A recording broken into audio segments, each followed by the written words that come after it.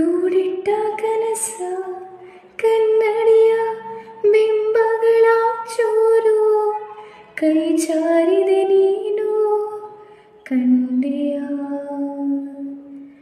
ಮಧ್ಯದಲ್ಲಿ ನಿಂತು ಮಾತೊಂದ ನಾ ನಡೆದ ಹಾಗೆ ನೀನಾದರೂ ಒಮ್ಮೆ ಹೇಳಿಯ ಬರಹದ ಪುಟವು ಹರಿದೋಗುತ್ತಿದೆ